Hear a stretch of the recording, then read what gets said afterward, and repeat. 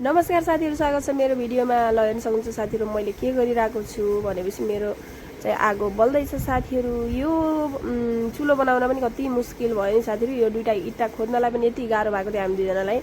अनि बल्ल बल्लका आगो अलिअलि बल्दै थियो। यति मेहनत लगाउनु परेको थियो यो आगो बाल्नलाई साथीहरु।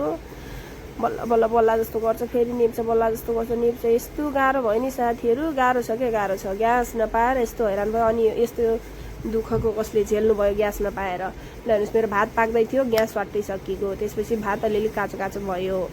अनि यतातिर आगो बुढोले बाल्दै हुनुहुन्छ।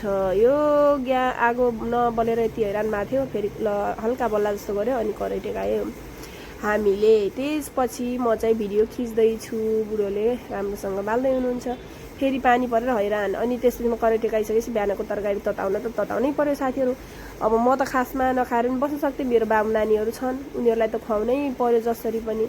त्यही भएको कारणले चाहिँ यसरी जुगार गर्दै गर्दै आगो बालेको साथीहरु हामीले।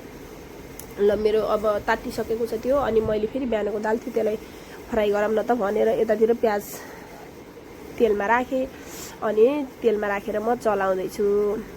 खासमा हाम्रो यता तुलसीपुरमा मात्रै हो कि ग्यासको समस्या? अन्त पनि यस्तै छ साथीहरु, कमेन्ट गर्नु होला है। अनि त्यसपछि मैले यसमा टमाटर राखेर चलाउँदैछु साथीहरु। 2-4 दिन ग्यास नपाउँदा यस्तो छ। सधैँ ग्यास नपाए के हालत हुन्थ्यो होला साथी? म त सोचेर पनि एकछिन पागल भइसकेको थिएँ। अझै पनि ग्यास पाइएको छैन साथीहरु। कसले यस्तो समस्या त झेली पनि रहनु भएको छ होला। त्यसपछि मैले चाहिँ दाल राखेर मिक्स गरेँ साथीहरु। अब चाहिँ खानुपर्छ। मेरो चाहिँ काम सकिसक्यो। मेरो भिडियो कस्तो लाग्छ कमेन्ट गरौँ है त साथीहरु। Okay, by.